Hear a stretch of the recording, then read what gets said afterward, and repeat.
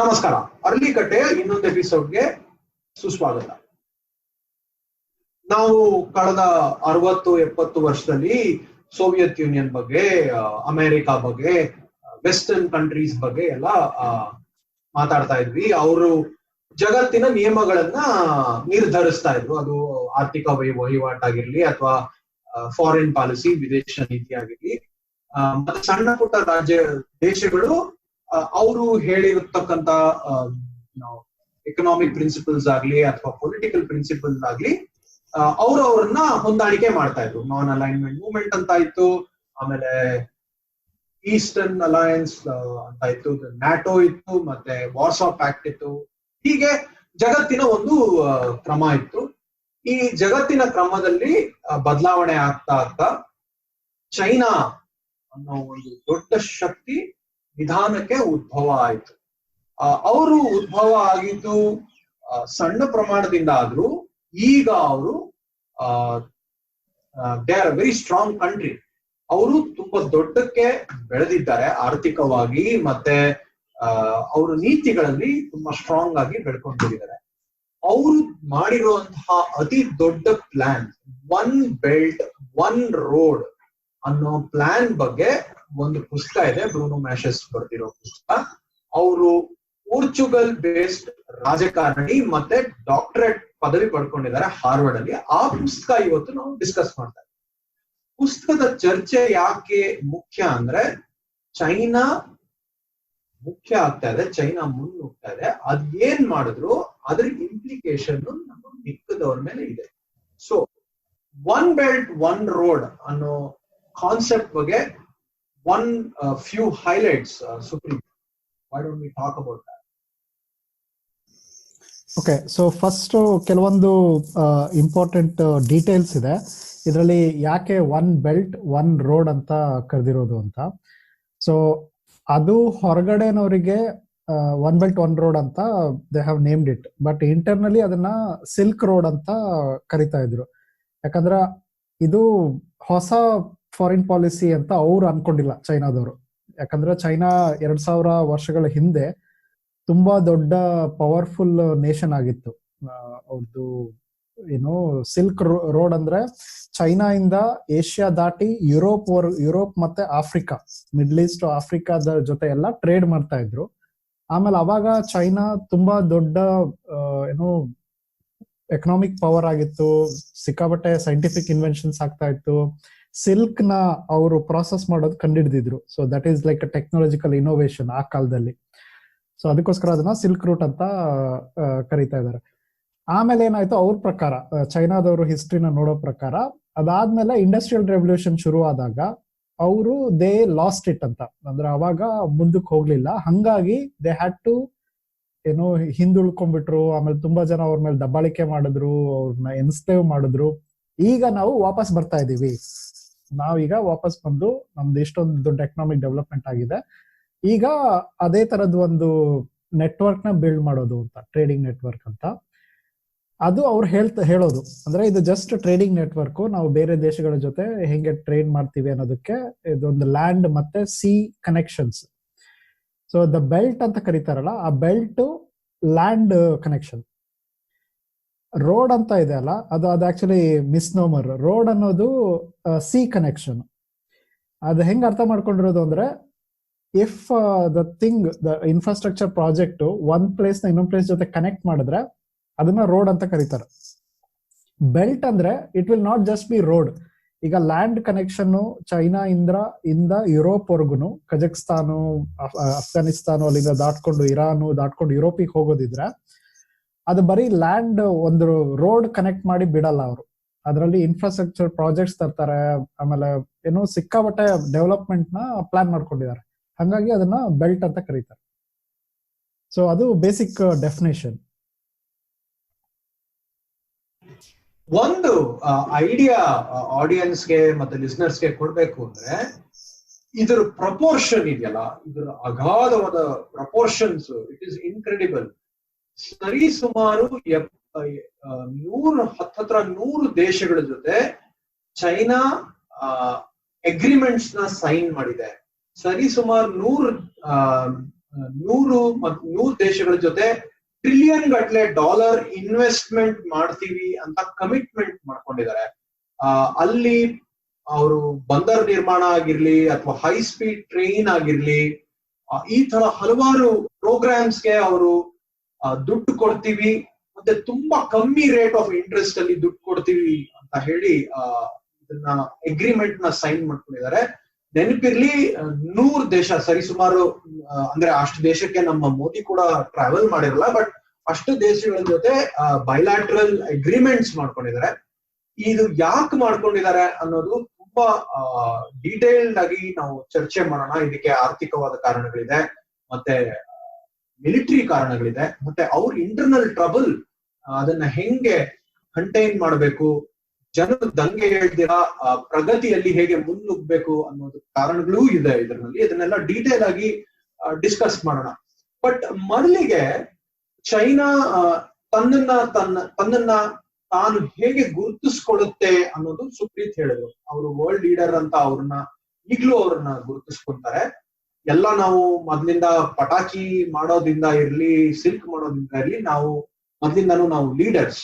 ಆದ್ರೆ industrial revolution miss ಆಗಿದೆ, ಹಾಗಾಗಿ ನಮ್ ಲೀಡರ್ಶಿಪ್ ಇವಾಗ ನಾವು ಮತ್ತೆ ವಾಪಸ್ ಪಡ್ಕೊಂತಾ ಇದೀವಿ ಅಂತ ಸುಪ್ರೀತ್ ಎಕ್ಸ್ಪ್ಲೇನ್ ಮಾಡಿದ್ರು.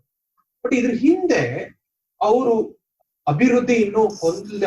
ಅವರು ಬಡ ರಾಷ್ಟ್ರವಾಗಿರ್ಬೇಕಾದ್ರೆ ಅವರು ಕೆಲವು ಪಾಲಿಸಿಗಳನ್ನ, ಫಾರಿನ್ ಪಾಲಿಸಿಗಳನ್ನ ಗುರುತಿಸ್ಕೊಂಡು, ಅದ್ರಲ್ಲಿ ಇಂಗ್ಲಿಷ್ ಅಲ್ಲಿ ಹೇಳೋದು ಅಂದ್ರೆ hide your intelligence, ಬೈಡ್ your time. ನೀನ್ ಎಷ್ಟೇ ಬುದ್ಧಿವಂತ ಆಗಿದ್ರು ಅದನ್ನ ಜಗತ್ತಿಗೆ ಸಾರ್ಬೇಡ, ಸೈಲೆಂಟ್ ಆಗಿ ಆರಾಮಾಗಿ ನಿನ್ ತಲೆ ಬಗ್ಸಿ ನಿನ್ ಕೆಲಸ ಮಾಡು, ನಿನ್ನ ಸಮಯ ಬರುತ್ತೆ ಅಂತ ಒಂದು ಪಾಲಿಸಿನ ಡೆಂಗ್ ಜಾಪಿಂಗ್ ಮತ್ತೆ ಮೋಸೆತುಂಗ್ ಅವರು ಹೇಳಿದ್ರು. He said wait for your time.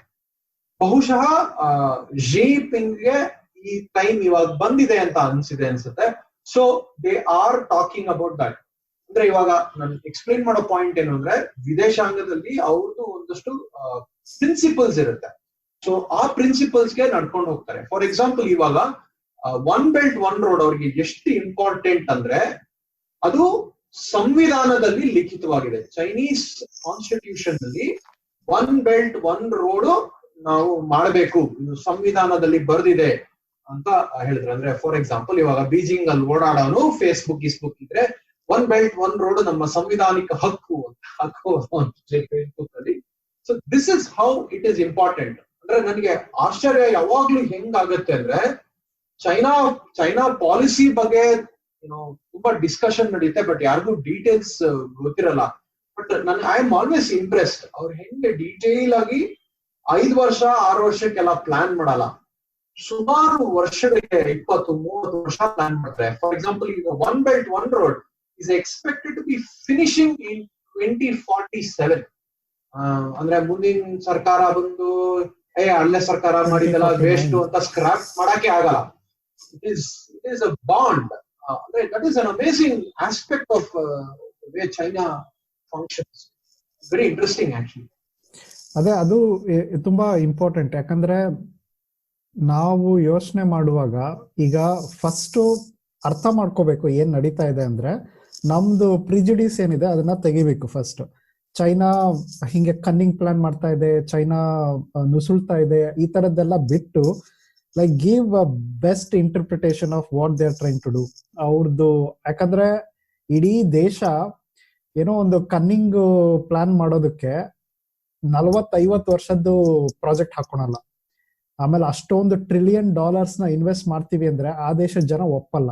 ಏನೋ ಒಂದು ಸಣ್ಣ ಪ್ಲಾನ್ ಮಾಡ್ತಾ ಇದೀವಿ ಅಥವಾ ಇದು ಶಾರ್ಟ್ ಟರ್ಮ್ ಟಾರ್ಗೆಟ್ ನ ಅಚೀವ್ ಮಾಡೋದಕ್ಕೆ ಅಂದ್ರೆ ಒಪ್ಪಲ್ಲ. ಸೊ ಅದಕ್ಕೆ ದೊಡ್ಡ ಸ್ಟ್ರಾಟಜಿ ಇದೆ, ಆಮೇಲೆ ಹಿಸ್ಟಾರಿಕಲ್ ರೀಸನ್ಸ್ ಇದೆ ಯಾಕೆ ಅವ್ರು ಮಾಡ್ಲೇಬೇಕು ಅನ್ನೋದಕ್ಕೆ. ಒಂದು ಪೊಲಿಟಿಕಲ್ ಆಂಬಿಷನ್ ಇರ್ಬೋದು, ಬಟ್ ಎಕನಾಮಿಕ್ ರೀಸನ್ಸ್ ತುಂಬಾ ಇದೆ. ಸೊ ಅದನ್ನ ಪ್ರಾಬ್ಲಿ ಡಿಸ್ಕಸ್ ಮಾಡೋಣ. ಆಮೇಲೆ ಅದು ಹೆಂಗ್ ಅಫೆಕ್ಟ್ ಆಗುತ್ತೆ, ಬೇರೆ ಸುತ್ತಮುತ್ತ ದೇಶಗಳಿಗೆ ಹೆಂಗ್ ಅಫೆಕ್ಟ್ ಆಗುತ್ತೆ, ಅವ್ರದ್ದು ಇಂಟೆನ್ಷನ್ ಏನಿತ್ತು ಅಂದ್ರೆ ಜನಕ್ಕೆ ಹೇಳೋದೇನು, ಅವರು ನಾವ್ ಯಾಕೆ ಇದನ್ನ ಮಾಡ್ತಾ ಇದೀವಿ ಅನ್ನೋದಕ್ಕೆ ಹೇಳೋದೇನು, ಅದು ಆಕ್ಚುಲಿ ಪ್ರಾಕ್ಟೀಸ್ ಅಲ್ಲಿ ಹೆಂಗೆ ಟರ್ನ್ ಔಟ್ ಆಯ್ತು, ಬೇರೆ ಬೇರೆ ದೇಶಗಳಲ್ಲಿ ಏನಾಯ್ತು, ಈಗ ಅಪೋಸಿಷನ್ ಯಾವ್ಯಾವ ಕಂಟ್ರಿಯಿಂದ ಬರ್ತಾ ಇದೆ, ಆ ಅಪೋಸಿಷನ್ ರೀಸನ್ ಗಳೇನು, ಅದನ್ನೆಲ್ಲ ಪ್ರಾಬ್ಲಿ ನಾವು ಡಿಸ್ಕಸ್ ಮಾಡ್ಬೋದು ಈ ಪಾಡ್ಕಾಸ್ಟ್ ಅಲ್ಲಿ. ಇನ್ನೊಂದು ತುಂಬಾ ಇಂಟ್ರೆಸ್ಟಿಂಗ್ ಪಾಯಿಂಟ್ ಅಂತ ಅನ್ಸಿದ್ದು ನಂಗೆ ಅಂದ್ರೆ ಚೈನೀಸ್ ಮೆಂಟಾಲಿಟಿ ಬಗ್ಗೆ ಒಂದು ಇಂಟ್ರೆಸ್ಟಿಂಗ್ ಪಾಯಿಂಟ್ ಏನಂತ ಅನ್ಸಿದ್ರೆ, ಅದರಲ್ಲಿ ಹೆಸರು ಏನ್ ಗುರು ಮರ್ತೋಗ್ಬಿಟ್ಟೆ, ಪ್ರನೌನ್ಸ್ ಮಾಡಕ್ ಬರಲ್ಲ ಈ ಚೈನೀಸ್ ಹೆಸರು, ಒಂದ್ ನಿಮಿಷ. ಅದು ಲೂ ಜಿಂಗ್ಬಾ. ಓಕೆ, ಲೂ ಜಿಂಗ್ಬಾ ಅನ್ನೋನು ತುಂಬಾ ಇಂಪಾರ್ಟೆಂಟ್ ಆಗಿ ಹೇಳಿದಾನೆ. ಎಲ್ಲರೂ ಕುಡಿದು ಬಿದ್ದು ಟೈಟ್ ಆಗಿ ತೆವಳ್ತಾ ಇದ್ದಾರೆ, ನಾವು ಒಬ್ರೆ ಓಡ್ತಾ ಇದೀವಿ. ಅಂದ್ರೆ the entire world of Nations, America ಆಗಿರ್ಲಿ ಅಥವಾ ಜಪಾನ್ ಆಗಿರ್ಲಿ, they are all declining, only we are up and running. So ನಾವು ಈ ಒಂದು ಸುವರ್ಣಾವಕಾಶವನ್ನ ಹೇಗೆ ಬಳಸ್ಕೊಂಡು ನಮ್ಮ ಸುತ್ತಮುತ್ತಲ ದೇಶಗಳನ್ನು ಉದ್ಧಾರ ಮಾಡಿ ನಾವು ಉದ್ಧಾರ ಆಗ್ಬೇಕು ಅನ್ನೋ ಒಂದು ಡೀಟೇಲ್ಡ್ ಪ್ಲಾನ್ ಇದು. ಇದರಲ್ಲಿ ಚೈನಾದು ಆಂಬಿಷನ್ ಇದೆ, ಮತ್ತೆ ಚೈನಾದು ಒಂದು ಪ್ಲಾನ್ ಇದೆ, ಅಂದ್ರೆ internal as well as external. So ಇದು ತುಂಬಾ ಇಂಟ್ರೆಸ್ಟಿಂಗ್ ಆಕ್ಚುಲಿ. ಇದು ಮಿಸ್ ಮಾಡಿದ್ರು ಮುಕುಂದ್, ಅವ್ನು ಹೇಳಿದ್ದು ಸೆಕೆಂಡ್ ಪಾರ್ಟ್ ನ ಮಿಸ್ ಮಾಡಿದೀರಾ. ಅವ್ನು ಹೇಳಿದ್ದೇನು ಅಂದ್ರೆ, ಒಂದ್ಸತಿ ಹಂಗ ಅನ್ಸುತ್ತೆ ನಾವಷ್ಟೇ ಎಚ್ಚರ ಇದೀವಿ, ಉಳಿದವರೆಲ್ಲರೂ ಮಲ್ಕೊಂಡಿದ್ದಾರೆ, ನಾವು ನುಗ್ತಾ ಇದೀವಿ ಅಂತ ಅಷ್ಟ್ ಕಾನ್ಫಿಡೆನ್ಸ್ ಬರುತ್ತೆ. ಕೆಲವೊಂದ್ಸತಿ ಡೌಟ್ ಶುರು ಆಗುತ್ತೆ, ನಮ್ಗೆ ಆಲ್ರೆಡಿ ಮಿಸ್ ಬಿಟ್ಟಿರ್ಬೇಕು ಅಪರ್ಚುನಿಟಿ, ಇದು ನಮ್ ಕೈಯಲ್ಲಿ ಆಗುತ್ತೋ ಇಲ್ವೋ, ನಾವ್ ಇಷ್ಟೆಲ್ಲ ಬೆಳೆದಿದೀವಿ, ಬಟ್ ನಮ್ದಿರೋ ಪ್ರಾಬ್ಲಮ್ಸ್ ನಮ್ಮನ್ನ ಇಟ್ ವಿಲ್ ವೇ ಡೌನ್, ನಾವು ಇದನ್ನ ಮಿಸ್ ಮಾಡ್ಕೊಂಡ್ಬಿಡ್ಬೋದು ಅನ್ನೋ ಡೌಟು ಬರುತ್ತೆ ಅಂತ. ಅಂದ್ರೆ it's a human story, it's not like ಏನೋ ಮರ್ಸಿನರಿ ಒಂದು ಫೋರ್ಸ್ ಏನೋ ಮಾಡ್ತಾ ಇದೆ ಅನ್ನೋದಲ್ಲ. ಅವರಲ್ಲೂ ಕಾನ್ಫಿಡೆನ್ಸ್ ಇರುತ್ತೆ, ಡೌಟ್ ಇರುತ್ತೆ, ಕನ್ಫ್ಯೂಷನ್ ಇರುತ್ತೆ, ಏನೋ ಕಂಪ್ಲೀಟ್ ಒಂದೇ ಥಿಂಕಿಂಗ್ ಇರಲ್ಲ ಅವ್ರದ್ದು, ಅಡಾಪ್ಟ್ ಆಗ್ತಾ ಇರ್ತಾರೆ ಥಿಂಕಿಂಗ್ ಅಲ್ಲಿ. ಸ್ಟ್ರಾಟಜಿ ಒಂದು ಟ್ರೈ ಮಾಡ್ತಾರೆ, ವರ್ಕ್ ಆಗ್ಲಿಲ್ಲ ಅಂದ್ರೆ they have to go back, ಬೇರೆ ಏನೋ ಮಾಡ್ಬೇಕಾಗತ್ತೆ. It's a process. ಆಮೇಲೆ ಇದು from a political point of view, ಅದು ಚೈನಾ ವರ್ಸಸ್ US ಇದರಿಂದ ಎಷ್ಟು ರೆಸ್ಪಾನ್ಸಿಬಲ್ ಆಗಿದೆ ಅಂತ ಅನ್ಸುತ್ತೆ. ಯಾಕಂದ್ರೆ ನಾನೆಲ್ಲೋ ಇದು ಮಾಡಿದ ಪ್ರಕಾರ the only countries for not part of this are US and Canada ಅಂತ. ಅದ್ರ ಬಗ್ಗೆ ಹೇಳ್ತೀರಾ? ಸೊ ಐ ಥಿಂಕ್ ಅದ್ರ ಬಗ್ಗೆ ವಿ ವಿಲ್ ಟಾಕ್. ಅಂದ್ರೆ ಇದು ತುಂಬಾ simple matrix, participating nation and countries that are opposing ಅಂತ. ಅಂದ್ರೆ ಫಾರ್ ಎಕ್ಸಾಂಪಲ್ ಇವಾಗ ಕಜಾಕಿಸ್ತಾನ್, ಅವರು ಈ ಪ್ರಾಜೆಕ್ಟ್ ಇಂದ ಸಿಕ್ಕಾಪಡೆ ಬೆನಿಫಿಟ್ಸ್ ತಗೊಂಡಿದ್ದಾರೆ. ಅಂದ್ರೆ ಹೆಂಗೆ ಅಂದ್ರೆ their export containers has almost doubled for the last 5-6 years. ಆಮೇಲೆ ಇನ್ನೊಂದು ಕಾನ್ಫ್ಲಿಕ್ಟಿಂಗ್ ನೇಷನ್ಸ್, ನೀವು ಹೇಳ್ದಂಗೆ US, ಕೆನಡಾ ಮತ್ತೆ India to a large extent, they oppose it for different reasons. So Europe ಅಲ್ಲಿ I think the opinion is still fairly divided. ಅದನ್ನು ಚರ್ಚೆ ಮಾಡೋಣ.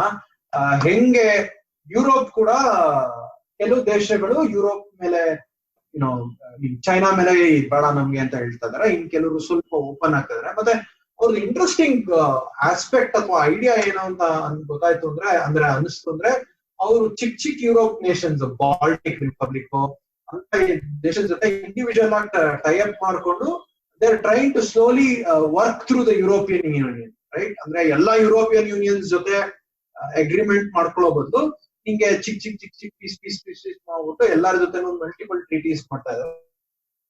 ಸಖತ್ ಸ್ಮಾರ್ಟ್ ಅಂಡ್ ಇಂಟೆಲಿಜೆಂಟ್ ಅಂತ ಅನ್ನಿಸ್ತು ನಂಗೆ. So it is unfolding. Question ಕೇಳಿದ್ರಲ್ಲ, ಯಾಕೆ ಅಮೆರಿಕಾ ಕೆನಡಾ ಇನ್ವಾಲ್ವ್ ಇಲ್ಲ ಅಂತ. ಅದು by design, not just America Canada, south ಅಮೆರಿಕಾನು it's not part of belt and road. ಆಮೇಲೆ ಆಸ್ಟ್ರೇಲಿಯಾ, ನ್ಯೂಜಿಲೆಂಡ್ ಇಲ್ಲ. ಯಾಕಂದ್ರೆ ಅದು ಸಿಲ್ಕ್ ರೂಟ್, ಅವ್ರದ್ದು ಕಾನ್ಸೆಪ್ಟ್ ಇದ್ದಿದ್ದು ಆ ರೂಟ್ ಇತ್ತಲ್ಲ, connecting China to Europe, connecting China to Middle East. ಅದ್ ಯಾಕೆ ಅಂದ್ರೆ ಒಂದು ಮಾರ್ಕೆಟ್ ಆಕ್ಸೆಸ್ ಬೇಕು ಅಂತ, ಯುರೋಪ್ ಮಾರ್ಕೆಟ್ ಬೇಕು ಅಂತ. ಯುರೋಪಿಗೆ ಹೋದ್ರೆ ಆಮೇಲೆ ಅಮೆರಿಕಾಗೆ ಹೋಗ್ಬೋದು ಅಂತ. ಅಮೆರಿಕನ್ ಮಾರ್ಕೆಟಿಗೆ they already have direct exporting business ಇದೆ. ಈಗ ಏನು ಅದಕ್ಕೆ ಹೊಸ ಇನ್ಫ್ರಾಸ್ಟ್ರಕ್ಚರ್ ಬಿಲ್ಡ್ ಮಾಡ್ಬೇಕಿಲ್ಲ. ಬಟ್ ಇದು ಮಾಡ್ತಾ ಇರೋದು ಅವ್ರದ್ದು ಕಂಪ್ಲೀಟ್ ವ್ಯಾಲ್ಯೂ ಚೈನ್ ನ ಬಿಲ್ಡ್ ಮಾಡ್ಬೇಕು ಅಂತ. It's not just finding new market. ಈಗ already China is the biggest exporter. ಇವಾಗ ಬಿಟ್ವೀನ್ ಯುರೋಪ್ ಚೈನಾ ನಡೀತಾ ಇರೋ ಬಿಸ್ನೆಸ್ ಇದೆಯಲ್ಲ, ಅದು 1.8 ಟ್ರಿಲಿಯನ್ ಪರ್ ಇಯರ್ ಏನೋ ಇದೆ, ಅಷ್ಟು ದೊಡ್ಡ number, which is bigger than America ಮತ್ತೆ Canada, America transatlantic, transpacific ನಡೀತಾ ಇರೋ ಬಿಸ್ನೆಸ್ ಗಿಂತ ತುಂಬಾ ಜಾಸ್ತಿ ಅದು ಒಂದು. ಇನ್ನೊಂದು ಅವರಿಗೆ ಎನರ್ಜಿ ಸೆಕ್ಯೂರಿಟಿ. ಈಗ ಗಲ್ಫ್ ಇಂದ ಅವರು petrol, like China cannot produce so much oil ಮತ್ತೆ natural gas as gulf is the source. But problem ಏನು ಅಂದ್ರೆ ಅದನ್ನ ಕಳಿಸೋದಕ್ಕೆ ಮಲಕ್ಕಾ ಅಂತ ಒಂದು ಸ್ಟ್ರೈಟ್ ಇದೆ, ಈ ಥೈಲ್ಯಾಂಡ್ ಇದೆಲ್ಲ, ಅದ್ರ ಕೆಳಗಡೆ ಒಂದು ಪಾತ್ ಇದೆ. ಅದನ್ನೇನಾದ್ರೂ ಕಟ್ ಮಾಡ್ಬಿಟ್ರೆ ಅವರಿಗೆ ಫ್ಯೂಯಲ್ ಸಿಗಲ್ಲ.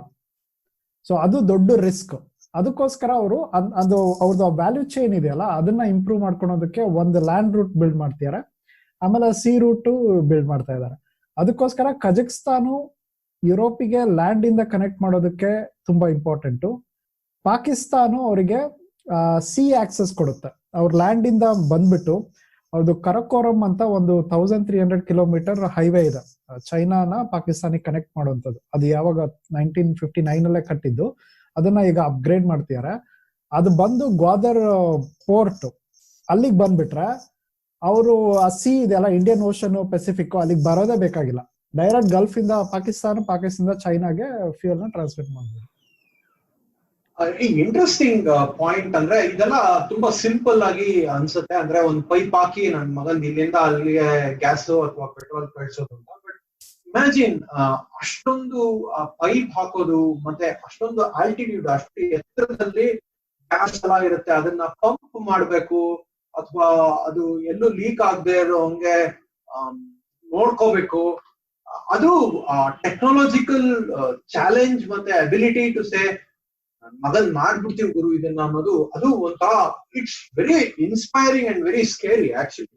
ಅಂದ್ರೆ ಅಷ್ಟೊಂದು ಇನ್ವೆಸ್ಟ್ಮೆಂಟ್ ಮತ್ತೆ ಅಷ್ಟೊಂದು ಧೈರ್ಯ ಇದೆಯಲ್ಲ, ಅದು ತುಂಬಾ ಇಂಪಾರ್ಟೆಂಟ್. ಬಟ್ ಇವಾಗ ಸುಪ್ರೀತ್ ವ್ಯಾಲ್ಯೂ ಚೈನ್ ಅಂತ ಹೇಳ್ತಾ ಇದ್ದ, ಅದು ಅದ್ರದ್ದು ಒಂದು ಸಣ್ಣ ಎಕ್ಸಾಂಪಲ್ ಕೊಡ್ತೀನಿ. ಅಂದ್ರೆ ಇವಾಗ ಫಾರ್ ಎಕ್ಸಾಂಪಲ್ ನಾವು ಇದು ಬ್ಯಾಟ್ರಿ ಮಾಡಕ್ಕೆ ಕೋಬಾಲ್ಟ್ ಬೇಕು. ಕೋಬಾಲ್ಟ್ ಚೈನಾನಲ್ಲಿ ಸಿಗಲ್ಲ, ಅಲ್ಲೂ ಆಫ್ರಿಕಾನಲ್ಲಿ ಸಿಗುತ್ತೆ. ಅವ್ರ ಪ್ರಕಾರ ಚೈನಾ ಹೆಂಗ್ ಯೋಚನೆ ಮಾಡ್ತಾ ಇದೆ ಅಂದ್ರೆ, ನೋಡ್ಗುರು ಬ್ಯಾಟ್ರಿ ಮಾಡಿದ್ರೆ ನನ್ಗೆ ಇಷ್ಟು ದುಡ್ಡು ಬರುತ್ತೆ, ಬಟ್ ನಾನು ಕೋಬಾಲ್ಟ್ ನ ಚೀಪ್ ಆಗಿ ಆಫ್ರಿಕನ್ ದೇಶದ ಜೊತೆ ಟೈಅಪ್ ಮಾಡ್ಕೊಂಡು ಅವ್ರ ಜೊತೆ ಒಪ್ಪಂದ ಮಾಡಿ ಅದನ್ನ ಕಮ್ಮಿ ಬೆಲೆಗೆ ತಗೊಂಡು ನಾನೇನ್ ಮಾಡ್ತೀನಿ, ಆ ಕೋಬಾಲ್ಟ್ ನ ಬಳಸ್ಕೊಂಡು ಬ್ಯಾಟ್ರಿ ಮಾಡಿ ಮಾರಲ್ಲ, ಬ್ಯಾಟ್ರಿ ಮಾಡ್ತೀನಿ, ಅದ್ರ ಜೊತೆ ಎಲೆಕ್ಟ್ರಿಕ್ ಕಾರ್ ಬೇರೆ ಮಾಡ್ತೀನಿ, ಆ ಟೆಕ್ನಾಲಜಿ ಮಾಡ್ತೀನಿ. ಸೊ ನಾನೇನ್ ಮಾಡ್ತೀನಿ, ವ್ಯಾಲ್ಯೂ ಚೈನ್ ಅನ್ನ ಇನ್ಕ್ರೀಸ್ ಮಾಡ್ಕೊತೀನಿ. ಮೊದ್ಲು ನಾನು ಕೋಬಾಲ್ಟ್ ತಗೊಂಡು ಅದನ್ನ ಮಾರ್ಬಿಟ್ಟು ಜಸ್ಟ್ ಇದನ್ ಮಾಡಿದ್ರೆ ಕಮ್ಮಿ ದುಡ್ಡು ಬರುತ್ತೆ. ಎಲೆಕ್ಟ್ರಿಕ್ ಕಾರ್ ಮಾಡಿದ್ರೆ I will control a lot of things, I will get a lot of money, ಸಿಕ್ಕಾಪಟ್ಟೆ ದುಡ್ಡು ಬರುತ್ತೆ ನನ್ಗೆ, ಆ ದುಡ್ಡನ್ನ ಇನ್ಕ್ಲೂಡ್ ಮಾಡ್ತೀನಿ. ಅಂದ್ರೆ ಒಂದು ಲೋಕಲ್ ಉದಾಹರಣೆ ಕೊಡಂಗಿತ್ತು ಅಂದ್ರೆ, ನಾವು ಬಳ್ಳಾರಿನ ಬಗದು ಫುಲ್ ಎಕ್ಸ್ಪೋರ್ಟ್ ಮಾಡ್ಬಿಟ್ಟು ಅವ್ರು ಸ್ಟೀಲ್ ಮಾಡ್ಬಿಟ್ಟು ಅದನ್ನ ನಮ್ಗೆ ವಾಪಸ್ ನಾವು ಅದನ್ನ ಇಂಪೋರ್ಟ್ ಮಾಡ್ಕೊಂಡು ಜಾಸ್ತಿ ದುಡ್ಡು ಕೊಟ್ವಿ. So that's a very small example of value addition.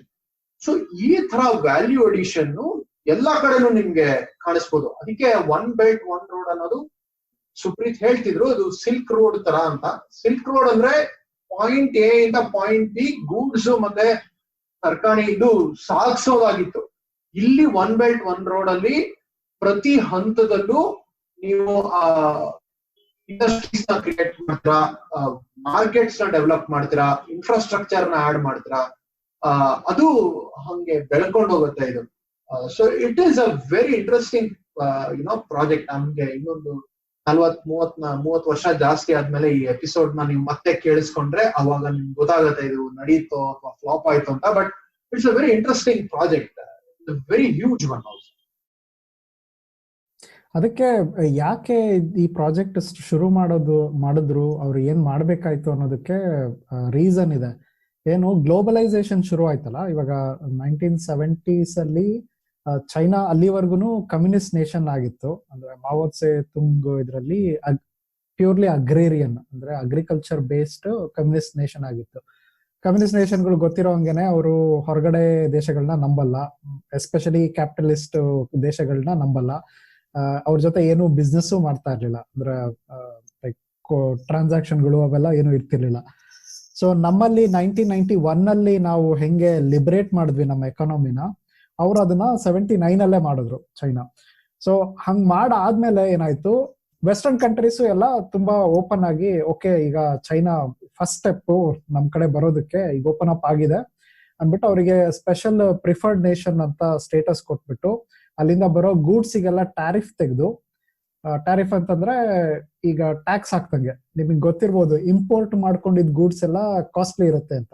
ಈ ವಿಸ್ಕಿ ಬ್ರಾಂಡಿ ಪ್ರಿಯರಿಗಂತೂ ಇನ್ನೂ ತುಂಬಾ ಗೊತ್ತಿರುತ್ತೆ ಯಾಕೆ ಫಾರಿನ್ ವಿಸ್ಕಿ ಅಷ್ಟೊಂದು ಕಾಸ್ಟ್ಲಿ, ಆಮೇಲೆ NRI ಗಳಿಗೆ ಯಾಕೆ ಸ್ಟೇಟಸ್ ಇತ್ತು ಮುಂಚೆ ಅಂತ ಒಂದು ಅರ್ಥ ಆಗತ್ತೆ. ಬಟ್ ಇವಾಗ ಏನು ಇಲ್ಲ ಸ್ಟೇಟಸ್. ಇದೆಯಲ್ಲ ಗುರು, ಈ ಚಾಕ್ಲೇಟ್ ತಗೊಂಬಂದ್ರೆ ನಾನು ನಿಮ್ಗೆ ಎಷ್ಟು ಸ್ಟೇಟಸ್ ಕೊಡ್ತೀನಿ ಇಲ್ಲಿ. ಅಯ್ಯೋ, ಫ್ರೀಯಾಗಿ ಚಾಕ್ಲೇಟ್ ಸಿಗುತ್ತೆ ಅಂತಂದ್ರೆ ಅದಕ್ಕೆ ಬರೋ ಸ್ಟೇಟಸ್ಗೂ, ಚೀಪ್ ಆಗಿ ಲಿಕ್ಕರ್ ಸಿಗುತ್ತೆ ಅಂದ್ರೆ ಬರೋ ಸ್ಟೇಟಸ್ಗೂ ವ್ಯತ್ಯಾಸ ಇದೆ. ಸೊ ಆತರ ಟ್ಯಾರಿಫ್ ತೆಗೆದ್ರು. ಅವಾಗ ಏನಾಯ್ತು, ಅದು ಗ್ಲೋಬಲೈಸೇಷನ್ ಅರ್ಥ ಮಾಡ್ಕೊಳೋರು ಹೇಳ್ತಾರೆ ಏನು ಅಂದ್ರೆ, ಅದೊಂದು ಲರ್ನಿಂಗ್ ಕರ್ವ್ ಅಂತ ಇರುತ್ತೆ. ಈಗ ಒಂದ್ ದೇಶ ಕಾರ್ನ ಮ್ಯಾನುಫ್ಯಾಕ್ಚರ್ ಮಾಡ್ಬೇಕು ಅಂದ್ರೆ ಅದಕ್ಕೆ ತುಂಬಾ ಎಕ್ಸ್ಪರ್ಟೀಸ್ ಬೇಕು. ಇಡೀ ಒಂದ್ ಕಾರ್ನ ಬಿಲ್ಡ್ ಮಾಡ್ಬೇಕು ಅಂದ್ರೆ ಈಗ ಜರ್ಮನಿ ಮತ್ತೆ ಜಪಾನು ಆ ತರದ ಕಂಟ್ರಿಗಳು ಆಲ್ರೆಡಿ ಅವ್ರ ಹತ್ರ ಆ ಟೆಕ್ನಾಲಜಿ ಇದೆ. ಸೊ ಒಂದೇ ಸತಿಗೆ ಬಡ ದೇಶದಿಂದ ಕಾರ್ ಮ್ಯಾನುಫ್ಯಾಕ್ಚರ್ ಮಾಡಿ ಎಕ್ಸ್ಪೋರ್ಟ್ ಮಾಡೋ ದೇಶಕ್ಕೆ ಹೋಗೋಕೆ ತುಂಬಾ ಕಷ್ಟ. ಸೊ ಅವಾಗ ಏನ್ ಮಾಡ್ತಾರೆ, ಈ ಜರ್ಮನಿನಲ್ಲಿ ಇದ್ದಿದ್ದು ಒಂದು ಪಾರ್ಟ್, ಫಾರ್ ಎಕ್ಸಾಂಪಲ್ ಇಡೀ ಕಾರ್ನ ಮ್ಯಾನುಫ್ಯಾಕ್ಚರ್ ಮಾಡೋದು ತುಂಬಾ ಕಷ್ಟ. ಅದ್ರ ಬದಲು ಸಣ್ಣದಾಗಿ ಬರೀ ಕಾರ್ಗೆ ಸ್ಟಿಕ್ಕರ್ನ ಮ್ಯಾನುಫ್ಯಾಕ್ಚರ್ ಮಾಡೋದು, ಆಮೇಲೆ ಕಾರ್ದು ಟೈರ್ಸ್ ನ ಮ್ಯಾನುಫ್ಯಾಕ್ಚರ್ ಮಾಡೋದು, ಒಂದ್ ಯಾವ್ದೋ ಪಾರ್ಟ್ ಸಣ್ಣ ಸಣ್ಣ ಪಾರ್ಟ್ ನ ಮ್ಯಾನುಫ್ಯಾಕ್ಚರ್ ಮಾಡೋದು, ಅದನ್ನ ಕಲಿಯೋದು ಈಸಿ. ಸೊ ಹಂಗೆ ಶುರು ಆಯ್ತು ಚೈನಾ. ಏನಾಯ್ತು, ಈ ತರದ್ದು ಸಣ್ಣ ಸಣ್ಣದು ಲೋ ಟೆಕ್ನಾಲಜಿ ಗೂಡ್ಸ್ ನ ಮ್ಯಾನುಫ್ಯಾಕ್ಚರ್ ಮಾಡೋ ಕೆಪಾಸಿಟಿ ಬೆಳೆಸ್ಕೊಳಕ್ ಶುರು ಆಯ್ತು. ಸೊ ಅವಾಗ ಅದು ಆಬ್ವಿಯಸ್ಲಿ ವೆಸ್ಟರ್ನ್ ಕಂಟ್ರೀಸ್ಗೆ ತುಂಬಾ ಅನುಕೂಲ ಆಯ್ತು. ಯಾಕಂದ್ರೆ ಚೈನಾದಲ್ಲಿ ಅದು ಡೆವಲಪಿಂಗ್ ನೇಷನ್, ಅಲ್ಲಿ ಲೇಬರ್ ತುಂಬಾ ಅವೈಲಬಿಲಿಟಿ ಇದೆ, ಆಮೇಲೆ ಕಾಸ್ಟ್ ತುಂಬಾ ಕಡಿಮೆ. ಸೊ ಹಂಗಾಗಿ ಇವನ್ನೆಲ್ಲ ಈ ತರದ್ದು ಲೋ ಲೆವೆಲ್ ವರ್ಕ್ ನ ನಾವು ಚೈನಾಗೆ ಕಳ್ಸಿದ್ರೆ ಅವ್ರದ್ದು ನಮಿಗೂ ಪ್ರಾಫಿಟ್ ಜಾಸ್ತಿ ಆಗುತ್ತೆ ಅಂತ ದೇವರ್ ಓಕೆ ವಿತ್ ದಟ್. ಅವ್ರು ಅದನ್ನೆಲ್ಲ ಕಳಿಸ್ಬಿಟ್ಟು ಚೈನಾ ಸೈಲೆಂಟ್ ಆಗಿ ಆ ಕೆಪಾಸಿಟಿ ಬಿಲ್ಡ್ ಮಾಡ್ಕೊಳಕ್ ಶುರು ಮಾಡ್ತು. ಆಮೇಲೆ ಏನಾಯ್ತು, ಅದು ಆಕ್ಚುಲಿ ಮುಂದಕ್ಕೆ ಬರೋಣ. ಅದು ನಾವು ಇದುವರೆಗೂ ನೋಡಿರೋ ಡೆವಲಪ್ಮೆಂಟ್ ಇದೆಯಲ್ಲ ಚೈನಾದು, ಅದು ಅವಾಗ ಶುರು ಆಗಿದ್ದು. ಗ್ಲೋಬಲೈಸೇಷನ್ ಇಂದ ಈ ತರ ಸಣ್ಣ ಸಣ್ಣದು ಲೋ ಟೆಕ್ ಔಟ್ಸೋರ್ಸ್ಡ್ ಜಾಬ್ಸ್ ಏನಿದೆ ಅದನ್ನ ಮಾಡ್ಕೊಂತ ಸಿಂಪಲ್ ಆಗಿ ಹೆಂಗ್ ಅರ್ಥ ಮಾಡ್ಕೋಬೇಕು, China was like A intern. ಇವಾಗ ಆಫೀಸಲ್ಲಿ ಇಂಟರ್ನ್ ಗಳಿಗೆ ಏನ್ ಮಾಡ್ತಾರೆ, ನಮಗೆ ಮಾಡಕ್ಕೆ ಇಂಟ್ರೆಸ್ಟ್ ಇಲ್ದೇ ಇರೋ ಕೆಲಸನ ಅವ್ರಿಗೆ ಕೊಟ್ಬಿಟ್ಟು ನೀನ್ ಮಾಡು ಅಂತ ಹೇಳ್ಬಿಟ್ಟು ಕಳಿಸ್ತಾರಲ್ಲ, ಆ ತರ ಶುರು ಆಗಿದ್ದು. ಬಟ್ ಟು ದೇರ್ ಕ್ರೆಡಿಟ್, ಅವ್ರ ತಲೆ ಬಗ್ಸಿ ಸೈಲೆಂಟ್ ಆಗಿ ಆ ಕೆಲಸನ ಚೆನ್ನಾಗಿ ಮಾಡಿ ಅವರು ಈ ಎಷ್ಟೊಂದು ಆಲ್ಮೋಸ್ಟ್ 30 ವರ್ಷದ ಡೆವಲಪ್ಮೆಂಟ್ ಏನಿದೆ ಅದು ಬಿಕಾಸ್ ಆಫ್ ದಟ್. ಸೊ ಇವಾಗ ಒಂದ್ ಇಂಟರ್ನ್ ಸುಪ್ರೀತ್ ಎಕ್ಸಾಂಪಲ್ ತಗೊಂಡು ಚೆನ್ನಾಗಿ ಪಾಠ ಕಲ್ಸ್ಬಿಟ್ಟು ಈಗ ದೊಡ್ಡ ದೊಡ್ಡ ಕೆಲಸ ಮಾಡ್ತಾ ಇದ್ದಾನೆ. ಅದೇ ಇಂಟರ್ನ್ ಆಗಿದ್ದವನು ಇವಾಗ ದೊಡ್ಡವನಾಗಿ ಹೊಸ ಇಂಟರ್ನ್ ಗಳನ್ನ ಹುಡುಕ್ತಾ ಇದ್ದಾನೆ. ಉದಾಹರಣೆಗೆ ಚೈನಾ ಗದಾರ್ ಪಾರ್ಟ್ ಅಲ್ಲಿ ಗದಾರ್ ಅದೇನೋ ಯಾವ್ದೋ ಒಂದು ಪೋರ್ಟ್ ಪಾಕಿಸ್ತಾನ ಅಲ್ಲಿ ಡೆವಲಪ್ ಮಾಡ್ತಾ ಇದ್ದಿಲ್ಲ, ಗದಾರ್ ಪೋರ್ಟ್.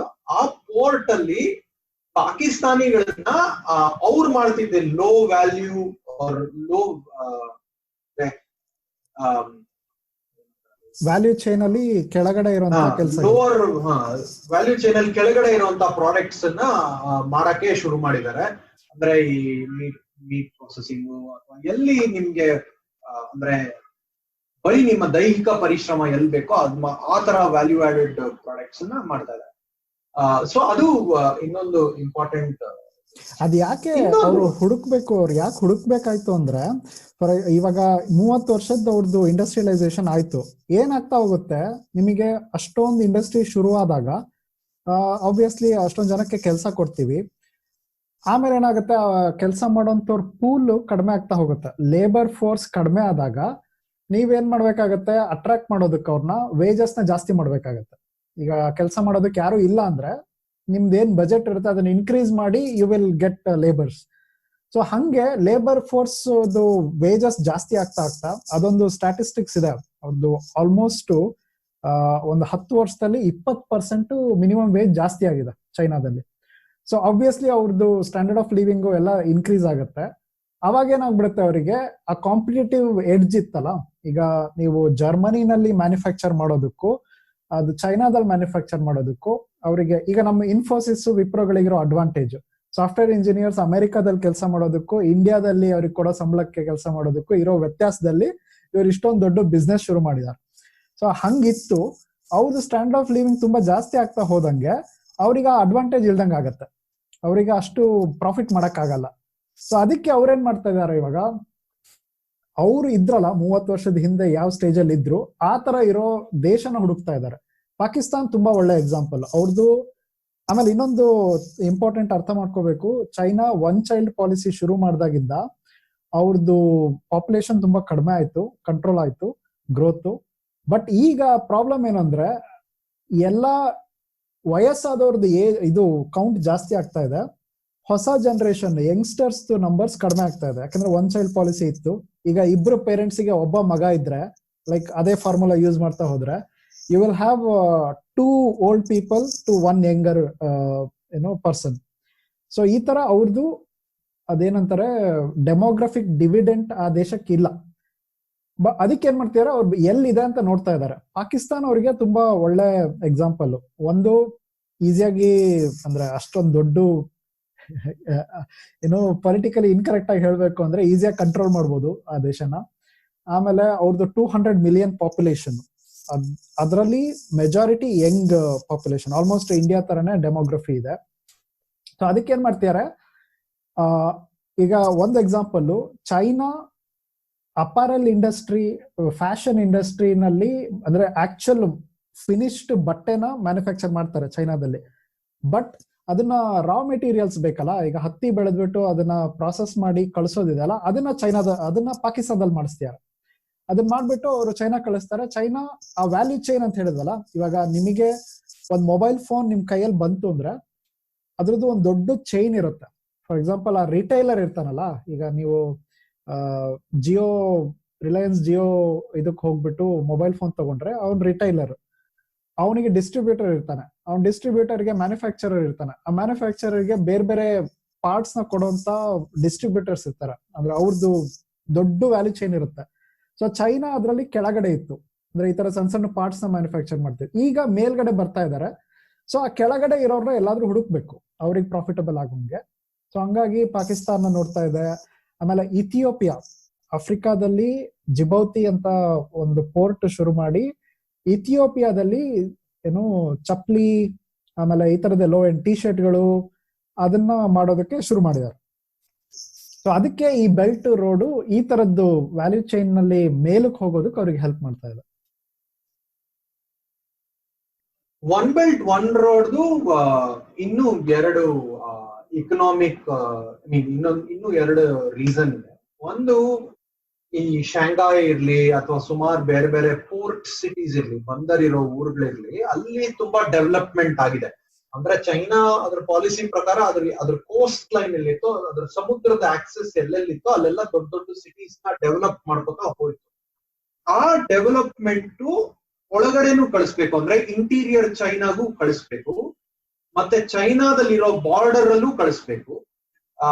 ಆಗ ಏನಾಗತ್ತೆ ಅಂದ್ರೆ ಅಲ್ಲಿ ಅಂದ್ರೆ ಫಾರ್ ಎಕ್ಸಾಂಪಲ್ ಇವಾಗ ಚೈನಾದಲ್ಲಿರೋ ನಾನ್ ಚೈನೀಸ್ ಅಂದ್ರೆ ನಾನ್ ಹನ್ ಪಾಪ್ಯುಲೇಷನ್ ಅಥವಾ ಟಿಬೆಟಿಯನ್ಸ್ ಫಾರ್ ಎಕ್ಸಾಂಪಲ್, ಅವ್ರಿಗೆ ಬೇರೆ ಈ ತರ ಕೆಲಸಗಳು ಉದ್ಯೋಗಗಳು ಸಿಕ್ಕಿದ್ರೆ ಅವರು ದಂಗೆ ಹೇಳೋ ಚಾನ್ಸಸ್ ಕಮ್ಮಿ ಇರುತ್ತೆ.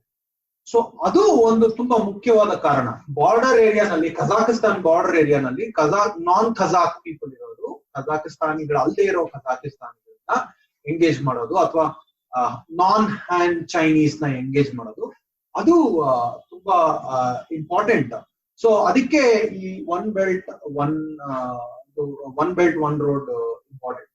ಇನ್ನೊಂದು ತುಂಬಾ ಇಂಪಾರ್ಟೆಂಟ್ ರೀಸನ್ ಅಂದ್ರೆ, ನಾವು ಈ ಸುಪ್ರೀತ್ ಹೇಳ್ದಂಗೆ 78 ಇಂದ ಚೈನಾ ಲಿಬ್ರಲೈಸ್ ಆಗ್ತಾ ಬಂತು. ಅಂದ್ರೆ ಇವಾಗ ಸರಿ ಸುಮಾರು 40 ರಿಂದ 50 ವರ್ಷ ಆಯ್ತು ಅಂತ ಲೆಕ್ಕ ಇಟ್ಕೊಂಡು, ಆ 50 ವರ್ಷದಲ್ಲಿ ಈಗ ನಾನು ಅಕಸ್ಮಾತ್ ಶಾಂಘೈನಲ್ಲಿರೋ ಯುವಕ ಆಗಿದ್ರೆ, ಒಂದು 25-30 ವರ್ಷ ಆಗಿದ್ರೆ, ನಾನ್ ಕೇಳ್ತೀನಿ, ಸೊ ನಮ್ಮ ಅಪ್ಪ ನಮ್ಮ ಅಜ್ಜ ಅವರೆಲ್ಲ ಕಮ್ಯುನಿಸ್ಟ್ ಪಾರ್ಟಿನ ನೋಡ್ಬಿಟ್ಟು ಅಥವಾ ಚೈನಾ ಹೆಂಗ್ ಅಭಿವೃದ್ಧಿ ಆಗಿದೆ ಅಂತ ನೋಡ್ಬಿಟ್ಟು ಕಮ್ಯುನಿಸ್ಟ್ ಪಾರ್ಟಿ ತುಂಬಾ ಒಳ್ಳೆ ಕೆಲಸಗಳು ಮಾಡಿದೆ ಅಂತ ಹೇಳ್ಬೋದು.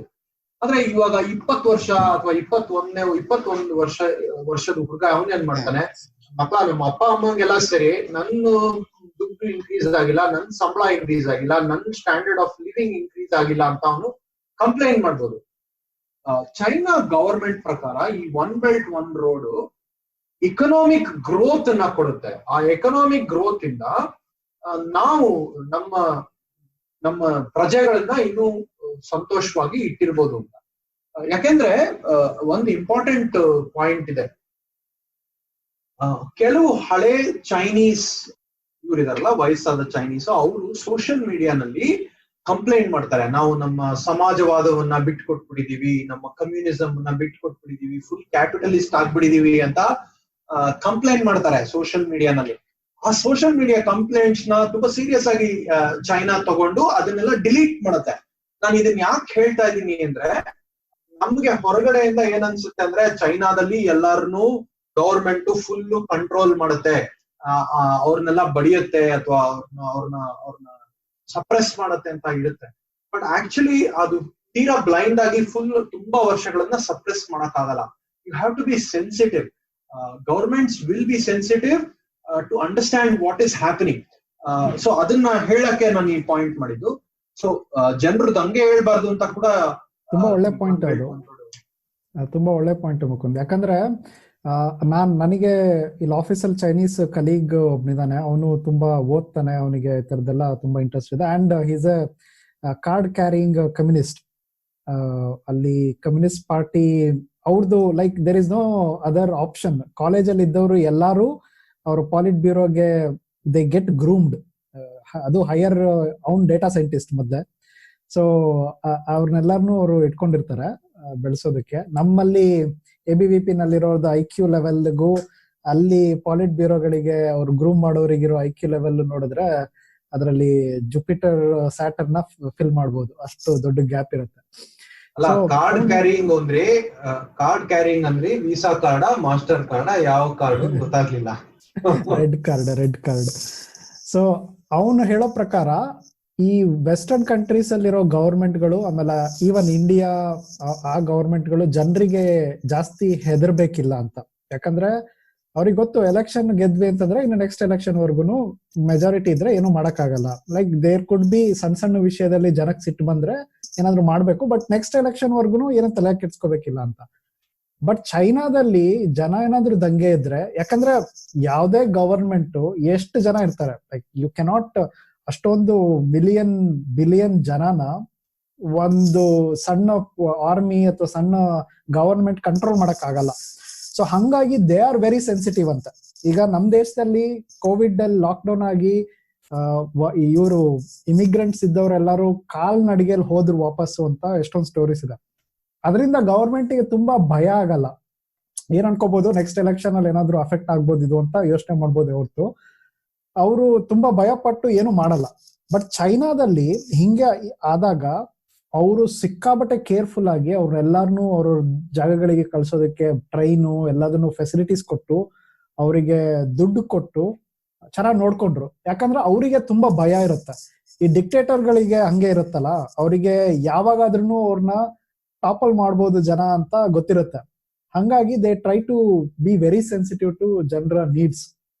ಅದೇ ಕೇಳ್ತಾ ಇದ್ದೆ, ಅವರು ಅದು ಒಂದಿದೆ. ಮತ್ತೆ ಇನ್ನೊಂದೇನು ಅಂದ್ರೆ ಅವರಿಗೆ ತುಂಬಾ ಕೇರ್ಫುಲ್ ಆಗಿ ಅವರು ಈ ವೆಸ್ಟರ್ನ್ ಸೊಸೈಟಿನ ಅವ್ರ ಹೆಂಗ್ ಅರ್ಥ ಮಾಡ್ಕೊಳ್ತಾರೆ ಅಂದ್ರೆ, ಈ ನಾವು ಶ್ರೀಮಂತರ ಮಕ್ಕಳನ್ನ ನೋಡ್ತೀವಲ್ಲ, ಇವರಿಗೆ ಏನೋ ಸುಖ ಲೋಲುಪರಾಗೋಗ್ಬಿಟ್ಟಿದ್ದಾರೆ, ದುಡ್ಡು ಇಟ್ಕೊಂಡು ಬರೀ ಮಜಾ ಮಾಡ್ಕೊಂಡು ಅವ್ರದ್ದು ವ್ಯಾಲ್ಯೂ ಎಲ್ಲ ಹೋಗ್ಬಿಟ್ಟಿದೆ, ಡಿಕೆಡೆಂಟ್ ಜನ ಅಂತ ಕರಿತೀವಲ್ಲ, ಅವ್ರು ವೆಸ್ಟರ್ನ್ ಕಂಟ್ರೀಸ್ನ ಹಂಗೆ ನೋಡ್ತಾರೆ.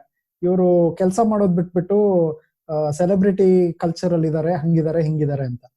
ಸೊ ಹಂಗಾಗಿ ಚೈನಾದಲ್ಲಿ ಒಂದ್ಸತಿ ಹಂಗೆ ಮಾಡಿದ್ರಂತ. ಅವ್ರದ್ದು ಈ ಸೆಲೆಬ್ರಿಟಿಗಳದೆಲ್ಲ ರೂಮರ್ಗಳು ತುಂಬಾ ಜಾಸ್ತಿ ಆದಾಗ ಗವರ್ಮೆಂಟ್ ಇನ್ಸ್ಟ್ರಕ್ಟ್ಸ್ ಅಂತದನ್ನ ಜಾಸ್ತಿ ಮಾಡಬೇಡಿ ಅಂತ. ಅಂದ್ರೆ ಫಾರ್ ಎಕ್ಸಾಂಪಲ್, ನಮ್ಮ ಒಬ್ಬ ನಟ ಆತ್ಮಹತ್ಯೆ ಮಾಡ್ಕೊಂಡು ಅದನ್ನ ದೇಶದ ದೊಡ್ಡ ಸಮಸ್ಯೆ ಅಂತ ಮಾಡ್ತಿದ್ರಲ್ಲ, ಆ ತರದನ್ನೆಲ್ಲ ಪ್ರಮೋಟ್ ಮಾಡಲ್ಲ ಚೈನಾದಲ್ಲಿ.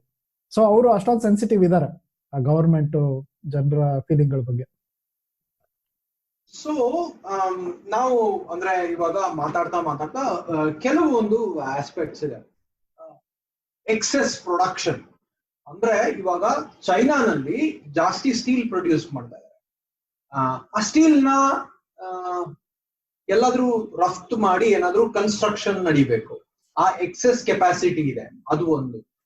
ಮತ್ತೆ ಆ ಎಕ್ಸೆಸ್ ಕೆಪಾಸಿಟಿ ಕನ್ಸ್ಟ್ರಕ್ಷನ್ ವರ್ಕರ್ಸ್ ಅಂದ್ರೆ ಚೈನಾನಲ್ಲಿ ನೂರಾರು ಅಂದ್ರೆ ಈ ನಮ್ಮ ದೇಶದಲ್ಲಿ ಇರುವಂತಹ ಒಂದು 10-15 ಟಾಪ್ ಸಿಟೀಸ್ ಇದ್ರೆ, ಆ ದೇಶದಲ್ಲಿ ಅಟ್ಲೀಸ್ಟ್ ಒಂದು 50 ಲಾರ್ಜ್ ಸಿಟೀಸ್ ಇದೆ. ಅಷ್ಟೊಂದು ಸಿಟೀಸ್ ಅಲ್ಲಿ ಕನ್ಸ್ಟ್ರಕ್ಷನ್ ವರ್ಕರ್ಸ್ ಇರ್ತಾರೆ. ಅವರು ಕನ್ಸ್ಟ್ರಕ್ಷನ್ ಕೆಲಸ ಮುಗಿಸಿರ್ತಾರೆ. ಅವ್ರನ್ನ ಹೆಂಗ್ ಆಕ್ಯುಪೈ ಮಾಡ್ಕೊಂತೀರಾ? ಎಕ್ಸ್ಟ್ರಾ ಸ್ಟೀಲ್ ಪ್ರೊಡ್ಯೂಸ್ ಮಾಡಿರ್ತೀರಾ, ಎಕ್ಸ್ಟ್ರಾ ಫರ್ಟಿಲೈಸರ್ ಪ್ರೊಡ್ಯೂಸ್ ಮಾಡಿರ್ತೀರಾ. ಅದನ್ನೆಲ್ಲ ರಫ್ತು ಮಾಡಕ್ಕೂ ಒನ್ ಬೆಲ್ಟ್ ಒನ್ ರೋಡ್ ಒಳ್ಳೆ ಐಡಿಯಾ. ಯಾಕಂದ್ರೆ ನೀವು ಆ ಟೆಕ್ನಾಲಜಿನ ಕಳಿಸೋದ್ರ ಜೊತೆ, ಸ್ಟೀಲ್ ಕಳಿಸೋದ್ರ ಜೊತೆ ಅದನ್ನ ಕಟ್ಟಡ ಕಟ್ಟಕ್ಕೆ, ಮತ್ತೆ ಮಿಷಿನ್ ಚಲಾಯಿಸಕ್ಕೆ, ಮತ್ತೆ ಲೇಬರ್ ಕ್ಲಾಸಿಗೆ ನೀವೇನ್ ಮಾಡ್ತೀರಾ, ಇಲ್ಲಿ ನಮ್ಮ ಚೈನೀಸ್ ಜನರನ್ನ ಅಲ್ಲಿಗೆ ನೀವು ಎಕ್ಸ್ಪೋರ್ಟ್ ಮಾಡ್ತೀರಾ. ಉದಾಹರಣೆಗೆ ಇವಾಗ ಗದಾರ್ ಪೋರ್ಟ್ ಅಲ್ಲಿ ನಾವು ಮಾತಾಡಿದ್ವಿ, ಅಲ್ಲಿ 90% of the work force are all Chinese. ಮಜಾ ಅಂದ್ರೆ ಅಲ್ಲಿ ಏನೋ ಪಾಕಿಸ್ತಾನಲ್ಲಿ ನಮ್ಮ ದೇಶಕ್ಕೆ ತುಂಬಾ, ನಮ್ಮ ಜನರಿಗೆ ತುಂಬಾ ಕೆಲಸ ಸಿಗುತ್ತೆ, ಎಂಪ್ಲಾಯ್ಮೆಂಟ್ ಆಪರ್ಚುನಿಟಿ ಸಿಗುತ್ತೆ ಅಂತ. The truth is that 90% ಗೌದಾರ್ port ಅಲ್ಲಿ ಕೆಲಸ ಮಾಡ್ತಿರೋರೆಲ್ಲ ಚೈನೀಸ್. ಮತ್ತೆ ಮೊನ್ನೆ ಒಂದೆರಡು ಇನ್ಸಿಡೆಂಟ್ ಆಗಿ ಅಲ್ಲಿ 1-2-3 ಚೈನೀಸ್ ನ ಗುಂಡಿಟ್ಟು ಕೊಂದಿದ್ದಾರೆ. So that is one. ಮತ್ತೆ ಸೆಕೆಂಡ್ ಒನ್ ಅಂದ್ರೆ ಇವಾಗ ಅಲ್ಲಿ ಅಂದ್ರೆ ನಾವು ಇದು ಬರೀ ಸ್ಟೀಲು ಕಾರ್ಖಾನೆ ಅವು ಇವು ಅಂತ ಮಾತ್ರ ಲೆಕ್ಕ ಹಾಕ್ಬಾರ್ದು. ಇದರಲ್ಲಿ ಟೆಕ್ನಾಲಜಿ ಕೂಡ ಇದೆ. ಎಲ್ರಿಗೂ ಗೊತ್ತು, ಜಾಕ್ ಮಾ ಅಂತ ಒಬ್ಬ ಆಲಿಬಾಬಾ ಅಂತ ಒಂದು ಸಣ್ಣ ಕಂಪನಿ ನಡೆಸ್ತಾ ಇದ್ದಾನೆ. ಆ ಸಣ್ಣ ಕಂಪನಿನಲ್ಲಿ ಇ ಕಾಮರ್ಸ್ ಅದೆಲ್ಲ ಇದೆ. I mean actually on serious note, Alibaba is one of the largest E commerce company in the world. ಅಲ್ಲಿ ಅಂದ್ರೆ ಇವಾಗ ನೀವೇ ಲೆಕ್ಕ ಹಾಕೊಳ್ಳಿ, 100 ದೇಶದ ಜೊತೆ ಒಪ್ಪಂದ ಮಾಡ್ಕೊಂಡು ಅಲ್ಲೆಲ್ಲ ಒಳ್ಳೆ ಕನೆಕ್ಟಿವಿಟಿ ನೆಟ್ವರ್ಕ್ ಕೊಟ್ರೆ ಚೈನಾ ಇ ಕಾಮರ್ಸ್ ಹೆಂಗೆ ಡೆವಲಪ್ ಆಗುತ್ತೆ, ಚೈನೀಸ್ ಪ್ರಾಡಕ್ಟ್ಸ್ ಹೆಂಗೆ ಸೆಲ್ ಮಾಡ್ಬೋದು ಅನ್ನೋದು ತುಂಬಾ ಇಂಟ್ರೆಸ್ಟಿಂಗ್ ಅಬ್ಸರ್ವೇಷನ್. ಸೊ ನನ್ನ ಪ್ರಕಾರ ಈ ಒನ್ ಬೆಲ್ಟ್ ಒನ್ ರೋಡ್ ಅನ್ನೋದು ನನ್ನ ಗಮನದ ಮಟ್ಟಿಗೆ it is at least 10-15 times larger than the Marshall plan. Marshall plan ಅಂದ್ರೆ ಯುರೋಪಿಗೆ ಸೆಕೆಂಡ್ ವರ್ಲ್ಡ್ ವಾರ್ ಅಲ್ಲಿ ಯುರೋಪ್ ತುಂಬಾ ತೊಂದರೆಗೆ ಒಳಗಾದಾಗ USA ತುಂಬಾ ಲಿಬರಲ್ ಫೈನಾನ್ಷಿಯಲ್ ಗ್ರಾಂಟ್ಸ್ ಕೊಟ್ಟು ಅವ್ರನ್ನ ಇಂಪ್ರೂವ್ ಮಾಡಿದ್ರು. ಆ ತರದ್ದೇ one belt one road programme ಕೂಡ, but it must be at least 100 times bigger than one belt one road is what I feel. Actually ಆ ಮಾರ್ಷಲ್ ಪ್ಲಾನ್ ಅಲ್ಲಿ ನಡೆದಿದ್ದನ್ನೇ ಇವರು ಬಳಸ್ತಾ ಇದಾರೆ. ಅಲ್ಲಿ ಏನಾಯ್ತು, ಒಂದು ತುಂಬಾ ಲಿಬರಲ್ ಆಗಿ ಫೈನಾನ್ಷಿಯಲ್ ಗ್ರಾಂಟ್ಸ್ ನ, ಫೈನಾನ್ಷಿಯಲ್ ಲೋನ್ಸ್ ನ, ಹೆಲ್ಪ್ ನ ಕೊಟ್ಬಿಟ್ಟು, ಟೆಕ್ನಾಲಜಿ ಹೆಲ್ಪ್ ಕೊಟ್ಬಿಟ್ಟು ಈ ಕಂಟ್ರಿಗಳನ್ನ ರೀಬಿಲ್ಡ್ ಆಗೋದಕ್ಕೆ ಹೆಲ್ಪ್ ಮಾಡಿದ್ರು. ಅದೊಂದೇ ಅಲ್ಲ, there was another aspect. American companies ಆ ಪ್ರಾಜೆಕ್ಟ್ ಗಳನ್ನ ತಗೊಂಡಿದ್ದು. American construction companies, American technology companies, ಅವರಿಗೆ ಆ ಮಾರ್ಕೆಟ್ ಓಪನ್ ಅಪ್ ಆಯ್ತು. ಸೊ ಈಗ ಚೈನಾ ಎಕ್ಸಾಕ್ಟ್ಲಿ ಅದನ್ನೇ ಮಾಡ್ತಾ ಇದೆ. ಚೈನಾ ಏನು ಹೇಳುತ್ತೆ, ಒಂದು ಕಾಂಕ್ರೀಟ್ ಎಕ್ಸಾಂಪಲ್ ಹೇಳೋಣ. ಈಗ ಶ್ರೀಲಂಕಾದಲ್ಲಿ ಒಂದು ಪೋರ್ಟ್ ಇದೆ. ಶ್ರೀಲಂಕನ್ ಗವರ್ಮೆಂಟ್ ಅದೊಂದು ಸಣ್ಣ ಫಿಶಿಂಗ್ ವಿಲೇಜ್, ಆ ಫಿಶಿಂಗ್ ವಿಲೇಜ್ ಅಲ್ಲಿ ಒಂದು ದೊಡ್ಡದು ಇಂಟರ್ನ್ಯಾಷನಲ್ ಪೋರ್ಟ್ ಕಟ್ಟಬೇಕು ಅಂತ ಪ್ರಾಜೆಕ್ಟ್ ಶುರು ಮಾಡಿದ್ರು.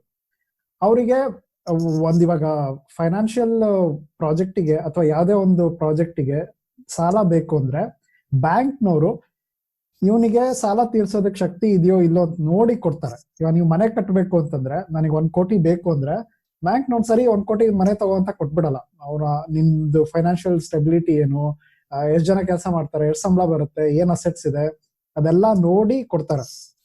ಬಟ್ ಚೈನಾ ಏನ್ ಮಾಡ್ತಾ ಇದೆ, ಲಿಬರಲ್ ಆಗಿ ಕೊಟ್ಬಿಡುತ್ತೆ, ದುಡ್ಡು ಕೊಟ್ಟು ನಿಮಗೆ ಹೋಗಿ ಕಟ್ಕೊಳ್ಳಿ ಅಂತ ಕೊಡುತ್ತೆ. ಅವ್ರಿಗೆ ಗೊತ್ತಿರುತ್ತೆ ಇವ್ರಿಗೆ ಅದನ್ನ ತೀರ್ಸೋದಕ್ಕಾಗಲ್ಲ ಅಂತ. ಆಮೇಲೆ ಏನ್ ಮಾಡ್ತಾ ಇದಾರೆ, ಒಂದು fine day they will say okay ನೀವು ದುಡ್ಡು ಕಟ್ಟೋಕೆ ಶುರು ಮಾಡಿ ಅಂತ ಹೇಳ್ತಾರೆ. ಆ ಗವರ್ಮೆಂಟಿಗೆ ಅಷ್ಟೊಂದು ದುಡ್ಡು ಇರಲ್ಲ ಕಟ್ಟೋದಕ್ಕೆ, ಯಾಕಂದ್ರೆ ಆ ಪ್ರಾಜೆಕ್ಟ್ ಇನ್ನು ಕಂಪ್ಲೀಟ್ ಆಗಿರಲ್ಲ, ಅದರಿಂದ ಪ್ರಾಫಿಟ್ ಬರ್ತಿರಲ್ಲ, ಅವರು ಮ್ಯಾನೇಜ್ ಮಾಡಕ್ ಆಗಿರಲ್ಲ. ಸೊ ಅವಾಗ ಏನ್ ಮಾಡ್ತಾರೆ, ಆ ಡೆಟ್ ಅಂತ ಇರುತ್ತಲ್ಲ, ಡೆಟ್ ಅಂದ್ರೆ ಸಾಲ, ಕೊಟ್ಟಿದ್ದ ಸಾಲನ ಈಕ್ವಿಟಿ ಅಂತ ಕನ್ವರ್ಟ್ ಮಾಡ್ತಾರೆ. ಈಕ್ವಿಟಿ ಅಂದ್ರೆ ಓನರ್ಶಿಪ್. ಇವಾಗ ನೀವು ಕಾರಿಗೆ ಲೋನ್ ತಗೊಂಡು ಲೋನ್ ತೀರ್ಸಕ್ ಆಗ್ಲಿಲ್ಲ ಅಂದ್ರೆ ಅವ್ರು ನಿಮ್ಮ ಕಾರ್ನ ತಗೊಂಡು ಹೋಗ್ತಾರಲ್ಲ, ಅದು that is like owning that asset. So ಹಂಗ್ ಮಾಡಿ ಇವಾಗ ಚೈನಾ ಶ್ರೀಲಂಕಾದ ಪೋರ್ಟ್ ನ ದೇ ರನ್ ಇಟ್, 90% ಓನರ್ಶಿಪ್ ಅವ್ರ ಹತ್ರ ಇದೆ. ಪಾಕಿಸ್ತಾನದಲ್ಲಿ ಎಷ್ಟೊಂದು ಪ್ರಾಜೆಕ್ಟ್ಗಳನ್ನ ಹಿಂಗೆ ಮಾಡಿದ್ದಾರೆ, ಅವರು ಫೈನಾನ್ಸ್ ಮಾಡಿ ಆಮೇಲೆ they started owning it. So ಹಂಗ ಓನ್ ಮಾಡುವಾಗ they send Chinese employees, Chinese companies ನ ಕಳಿಸ್ಬಿಟ್ಟು ಅವನ್ನ ರನ್ ಮಾಡೋದಕ್ಕೆ ಕಳಿಸ್ತಿದ್ದಾರೆ. ಇದು ಒಂದು ಇಂಪಾರ್ಟೆಂಟ್ ಥಿಂಗ್ ಏನು ಅಂದ್ರೆ the difference between western countries ಮತ್ತೆ ಚೈನಾ. ವೆಸ್ಟ್ ಅಲ್ಲಿ ಈ ತರದೆಲ್ಲ ಪ್ರಾಜೆಕ್ಟ್ ಗಳನ್ನ ಪ್ರೈವೇಟ್ ಕಂಪ್ನಿಗಳು ಮಾಡ್ತವೆ, ಅಂದ್ರೆ it's part of free market. So free market ಒಂದು ಬಿಗ್ಗೆಸ್ಟ್ ಅಡ್ವಾಂಟೇಜ್, ಅವರು ರಿಸೋರ್ಸಸ್ ನ ತುಂಬಾ ಚೆನ್ನಾಗಿ ಯೂಸ್ ಮಾಡ್ತಾರೆ. There will be no over capacity. For example, ಇವಾಗ ನಮಗೆ ಟೊಮೆಟೊ ಬೆಳೆ ಜಾಸ್ತಿ ಆಯ್ತು, ಈರುಳ್ಳಿ ಬೆಲೆ ಜಾಸ್ತಿ ಆಯ್ತು, ಅದು ಗೊತ್ತಲ್ಲ ಹೆಂಗೆ ವರ್ಕ್ ಆಗುತ್ತೆ ಅಂತ. ನಿಮಗೆ ಡಿಮ್ಯಾಂಡ್ ಜಾಸ್ತಿ ಆದ್ರೆ ರಿಸೋರ್ಸ್ ವ್ಯಾಲ್ಯೂ ಜಾಸ್ತಿ ಆಗುತ್ತೆ. ಇವಾಗ ಎಲ್ಲರಿಗೂ ಈರುಳ್ಳಿ ಬೇಕು, ಆದ್ರೆ ಇರೋ ಈರುಳ್ಳಿ ಕಡಿಮೆ ಇದೆ ಅಂದ್ರೆ ಒಬ್ವಿಯಸ್ಲಿ ಅದ್ರ ರೇಟ್ ಜಾಸ್ತಿ ಆಗುತ್ತೆ. ಸೊ ರೇಟ್ ಜಾಸ್ತಿ ಆಯ್ತು ಅಂದ್ಬಿಟ್ಟು ಏನ್ ಮಾಡ್ತಾರೆ, ಎಲ್ಲರೂ ಈರುಳ್ಳಿ ಬೆಳಿತಾರೆ. ಸೊ ಅವಾಗ ಸಪ್ಲೈ ಜಾಸ್ತಿ ಆಗುತ್ತೆ, ಡಿಮ್ಯಾಂಡ್ ಕಡಿಮೆ ಆಗುತ್ತೆ, ಸೊ ರೇಟ್ ಕಡಿಮೆ ಆಗುತ್ತೆ. ಹಿಂಗೆ ಮಾರ್ಕೆಟ್ ಬ್ಯಾಲೆನ್ಸ್ ಮಾಡುತ್ತೆ. ಬಟ್ ಚೈನಾದಲ್ಲಿ ಪ್ಯೂರ್ಲಿ ಪ್ರೈವೇಟ್ ಅಂದ್ರೆ ಫ್ರೀ ಮಾರ್ಕೆಟ್ ಇಲ್ಲ. ಅವ್ರು ಬರೀ ಏನೋ ಇಂಟರ್ನ್ಯಾಷನಲ್ ಮಾರ್ಕೆಟ್ಸ್ ನ ಯೂಸ್ ಮಾಡ್ತಿದ್ದಾರೆ. They are embedded in international network. But ಅವ್ರದ್ದು ದೇಶದಲ್ಲಿ ಕಂಪ್ನಿಗಳು ಹಂಗ್ ನಡೆಯಲ್ಲ. ಅಲ್ಲೇನ್ ಹೇಳುತ್ತೆ, ಗವರ್ಮೆಂಟ್ ಹೇಳುತ್ತೆ ನಮಗೆ ಇಷ್ಟು ಸ್ಟೀಲ್ ಪ್ರೊಡ್ಯೂಸ್ ಮಾಡೋ ಕೆಪಾಸಿಟಿ ಬೇಕು. ಸೊ ಎಲ್ಲ ಬೇರೆ ಬೇರೆ ಸ್ಟೇಟ್ಗಳು ಗವರ್ನರ್ಗಳು ಏನಿರ್ತಾರೆ ಅವ್ರು ಓಕೆ ನಾವು ಇದು ಒಂಥರ ಒಂದ್ ಕಂಪ್ನಿ ನಡೆದಂಗೆ. ಸಿಇಒ ಹೇಳ್ತಾನೆ ನಮ್ದು ಈ KPI, ಈ ಗೋಲ್ ಅಚೀವ್ ಮಾಡ್ಬೇಕು, ಈ ಟಾರ್ಗೆಟ್ ಅಚೀವ್ ಮಾಡ್ಬೇಕು. ಸೊ ಬೇರೆ ಎಲ್ಲ ಬಿಸ್ನೆಸ್ ಹೆಡ್ಗಳು ಓಕೆ ನಾವೇನೇನ್ ಮಾಡ್ಬೇಕು ಅಂತ ಮಾಡ್ತಾರೆ. ದೇ ಡೋಂಟ್ ಕೇರ್ ಅದಕ್ಕೆ ಡಿಮ್ಯಾಂಡ್ ಎಲ್ಲಿದೆ, ನಿಜವಾಗ್ಲೂ ಬೇಕೋ ಬೇಡವೋ ಅದ್ರ ಮೇಲೆ ಡಿಪೆಂಡ್ ಆಗಲ್ಲ. ಸೊ ಹಂಗಾಗಿ ಅವರಿಗೆ 2008 ಫೈನಾನ್ಷಿಯಲ್ ಕ್ರೈಸಿಸ್ ಆಯ್ತಲ್ಲ, ಯಾಕಂದ್ರೆ ಅವರು ತುಂಬಾ ಎಕ್ಸ್ಪೋರ್ಟ್ಸ್ ಇರೋದು ಅಮೆರಿಕಾಗೆ ಮತ್ತೆ ಯುರೋಪಿಗೆ. ಸೊ ಆ ಫೈನಾನ್ಷಿಯಲ್ ಕ್ರೈಸಿಸ್ ಆದಾಗ ರಿಸೆಷನ್ ಬಂತು, ಅಮೆರಿಕ ಯುರೋಪ್ ಅಲ್ಲಿ ಎಲ್ಲ ಡಿಮ್ಯಾಂಡ್ ತುಂಬಾ ಕಡಿಮೆ ಆಗೋಯ್ತು. So they were left with all this extra capacity ಅಂದ್ರೆ ಅಷ್ಟೊಂದು ಸ್ಟೀಲ್ ಪ್ರೊಡ್ಯೂಸ್ ಮಾಡ್ತಿದ್ದಾರೆ. ಅದು ಒಂದು ಪ್ರಾಬ್ಲಮ್, ಅದನ್ನ ಇಟ್ಕೋಬಹುದು. ಲೈಕ್ ಇವಾಗ ಅಷ್ಟೊಂದು ಸ್ಟೀಲ್ ಇದೆ, ಸ್ಟೀಲ್ ಏನ್ ಹಾಳಾಗಲ್ಲ, ಇಟ್ಸ್ ನಾಟ್ ಲೈಕ್ ಈರುಳ್ಳಿ ಬೆಳೆದಂಗೇನಲ್ಲ. ಬಟ್ ಪ್ರಾಬ್ಲಮ್ ಏನು ಅಂದ್ರೆ ಅವ್ರಿಗೆ ದುಡ್ಡು ಬರಲ್ಲ, ಅದನ್ನೆಲ್ಲೂ ಸೆಲ್ ಮಾಡಕ್ ಆಗಲ್ಲ. ಸೊ ಆ ಇಂಡಸ್ಟ್ರಿನವರಿಗೆ ಸಂಬಳ ಎಲ್ಲಿಂದ ಬರಬೇಕು, ಅಲ್ಲಿ ಕೆಲಸ ಮಾಡೋ ಆ ಫ್ಯಾಕ್ಟ್ರಿನಲ್ಲಿ ಕೆಲಸ ಮಾಡೋರಿಗೆ ಸಂಬಳ ಎಲ್ಲಿಂದ ಬರುತ್ತೆ. ಸೊ ಹಂಗಾಗಿ ಚೈನಾ ಈ ತರ ನಾವು ಈ ಓವರ್ ಕೆಪಾಸಿಟಿನ ಹ್ಯಾಂಡಲ್ ಮಾಡ್ಬೇಕು ಅಂದ್ರೆ ಈ ತರ ದೊಡ್ಡ ಡೆವಲಪ್ಮೆಂಟ್ ಪ್ರಾಜೆಕ್ಟ್ ಗಳನ್ನ ಶುರು ಮಾಡ್ಬೇಕು ಅಂತ ಈ ಪ್ಲಾನ್, ಲೈಕ್ ಅದು ಒನ್ ಆಫ್ ದ ರೀಸನ್ಸ್.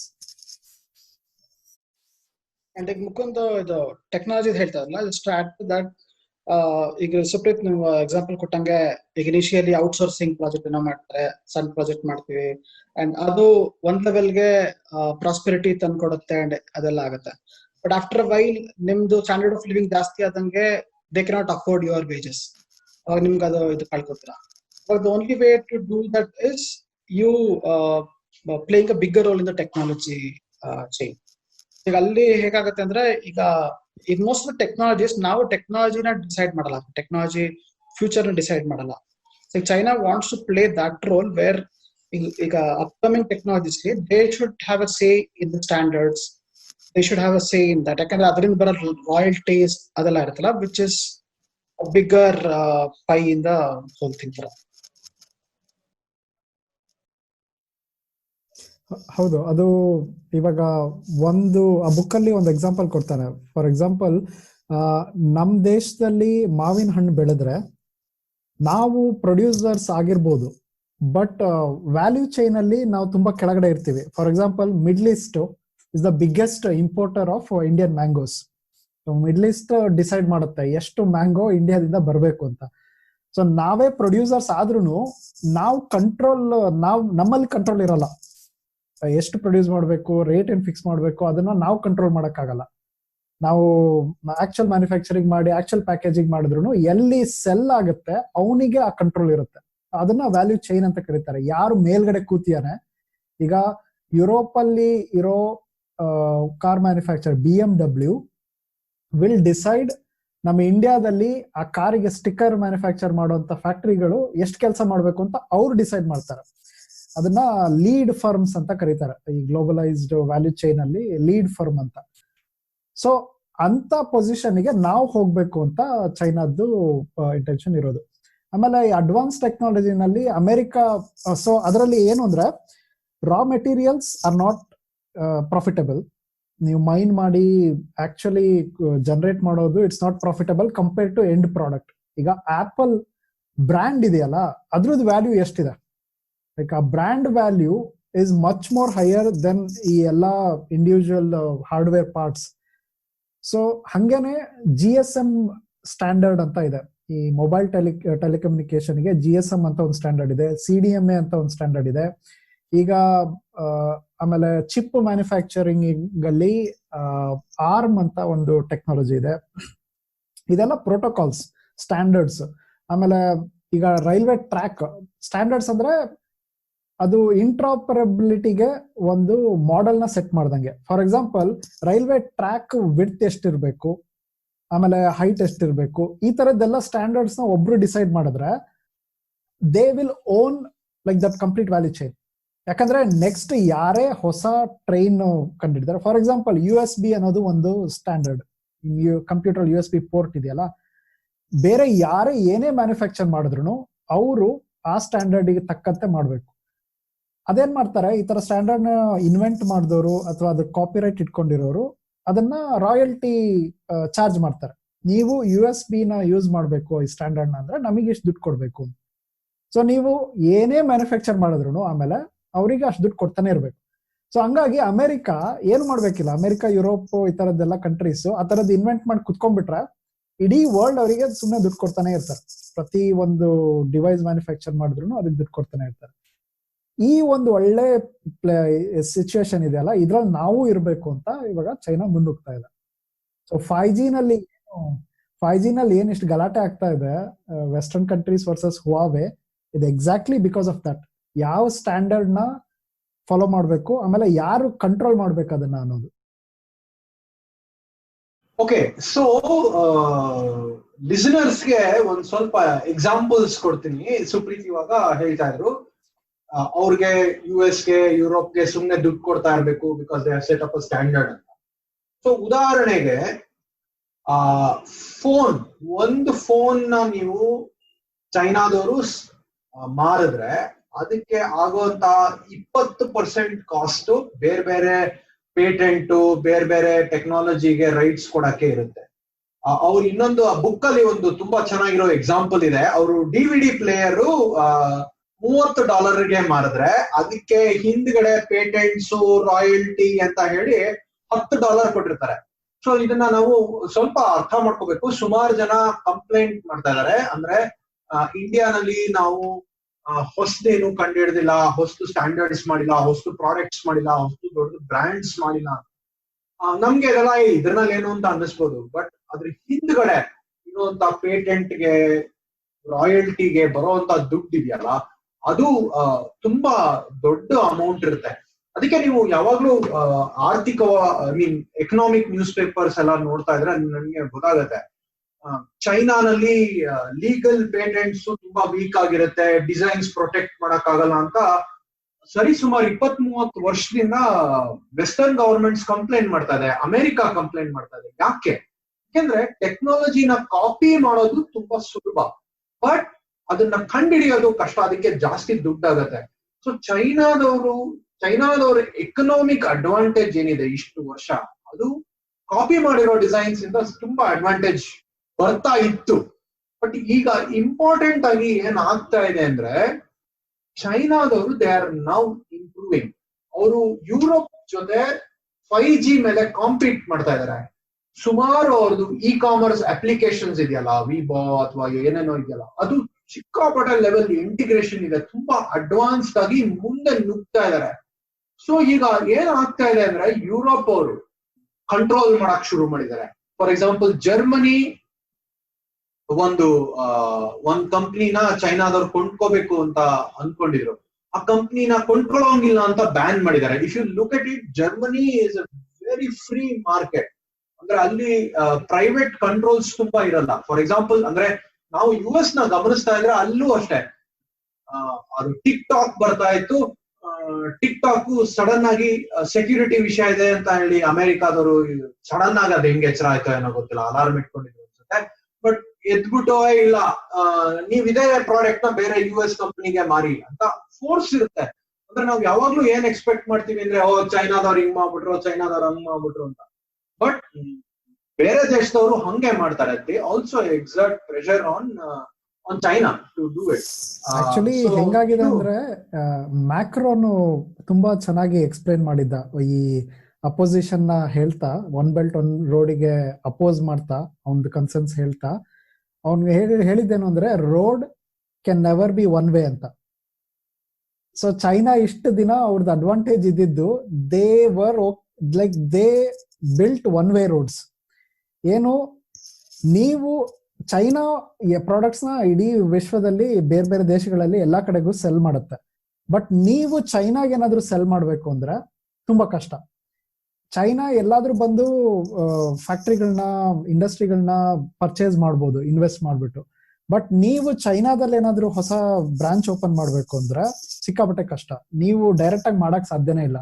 ಅಲ್ಲಿರೋ ಲೋಕಲ್ ಪ್ಲೇಯರ್ ಜೊತೆ ನಮ್ಮ ಇಂಡಿಯಾದಲ್ಲೂ ಇದೆ ಅದು. ಇವಾಗ ಕಾರ್ ಮ್ಯಾನುಫ್ಯಾಕ್ಚರ್ ಮಾಡೋದಕ್ಕೆ ಇತ್ತು ಮುಂಚೆ, ಫಾರಿನ್ ಕಂಪನಿ ಡೈರೆಕ್ಟ್ ಆಗಿ ಶುರು ಮಾಡಕ್ ಆಗ್ತಿರ್ಲಿಲ್ಲ. ಸೊ ಅದಕ್ಕೋಸ್ಕರನೇ ನಮ್ಮಲ್ಲಿ ಮಾರುತಿ ಸುಜುಕಿ ಅಂತ ಇತ್ತು. ಏನ್ ಹೇಳ್ತಾರೆ, ನೀವು ಇಂಡಿಯಾದಲ್ಲಿರೋ ಒಂದು ಕಂಪ್ನಿ ಜೊತೆ ಪಾರ್ಟ್ನರ್ಶಿಪ್ ಅಲ್ಲಿ ಮಾಡ್ಬೇಕು ಅಂತ. ಸೊ ಅವಾಗೇನು ನಾವು ಬರೀ ಅವರಿಗೆ ಲೇಬರ್ ಕೊಡಲ್ಲ, ನಮ್ಮಲ್ಲಿ ಟೆಕ್ನಾಲಜಿ ಟ್ರಾನ್ಸ್ಫರ್ ಆಗುತ್ತೆ, ನಾವು ಬೆಳಿತೀವಿ ಅನ್ನೋದು ಲೈಕ್ ಎಲ್ಲಾ ಡೆವಲಪಿಂಗ್ ಕಂಟ್ರೀಸ್ ಮಾಡ್ತವೆ. ಚೈನಾನು ಹಂಗೆ ಮಾಡ್ತಾ ಇತ್ತು. ನೀವೇನೇ ಒಂದು ಕಂಪ್ನಿ ಸೆಟಪ್ ಮಾಡ್ಬೇಕು ಅಂದ್ರೆ ಲೋಕಲ್ ಕಂಪ್ನಿ ಜೊತೆ ಪಾರ್ಟ್ನರ್ಶಿಪ್ ಅಲ್ಲಿ ಮಾಡ್ಬೇಕು ಅಂತ. ನಿಮಗೆ ಡೈರೆಕ್ಟ್ ಆಗಿ ಇವಾಗ ಸುಜುಕಿಗೆ ಡೈರೆಕ್ಟ್ ಆಗಿ ಎಂಟ್ರಿ ಇರ್ಲಿಲ್ಲ, ಅವರು ಮಾರುತಿ ಸುಜುಕಿ ಅಂತ ಬರ್ಬೇಕಾಯ್ತು. ಆಮೇಲೆ ಹೀರೋ ಕಂಪ್ನಿ ಜೊತೆ ಹೊಂಡಾದವರು ಪಾರ್ಟ್ನರ್ಶಿಪ್ ಮಾಡ್ಬೇಕಾಯ್ತು ಇಂಡಿಯಾದಲ್ಲಿ. ಇದೇ ತರ ಚೈನಾ ಮಾಡ್ತಾ ಇತ್ತು. ಜೊತೆಗೆ ಅವ್ರೇನ್ ಹೇಳ್ತಾ ಇದ್ರು, ಎಕ್ಸ್ಪೋರ್ಟ್ ಇಂಪೋರ್ಟ್. ಇವಾಗ ಇಂಡಿಯಾದಲ್ಲಿ ಜನರಿಕ್ ಡ್ರಗ್ಸ್ ಫಾರ್ಮಾಸ್ಯೂಟಿಕಲ್ಸ್ ಇದೆಯಲ್ಲ, ಅದಕ್ಕೆ ತುಂಬಾ ಡಿಮ್ಯಾಂಡ್ ಇದೆ ಅಂತ ಚೈನಾ ದೇಶದಲ್ಲಿ. ಚೈನಾದಲ್ಲಿ ಸಿಗದೆ ಇರೋ ಫಾರ್ಮಾಸ್ಯೂಟಿಕಲ್ಸ್ಗೆ ಚೈನೀಸ್ ಇಂಡಿಯಾಗೆ ಬರ್ತಾ ಇದ್ರಂತ. ಬಟ್ ಚೈನಾ ಅದನ್ನ ಬ್ಯಾನ್ ಮಾಡಿತ್ತು, ಇಂಡಿಯನ್ ಜನರಿಕ್ ಫಾರ್ಮಾಸ್ಯೂಟಿಕಲ್ಸ್ ನ ಎಕ್ಸ್ಪೋರ್ಟ್ ಮಾಡಂಗಿಲ್ಲ ಅಂತ. ಸೊ ಹಿಂಗೆ like China wanted to eat their cake and have it ಅಂತ.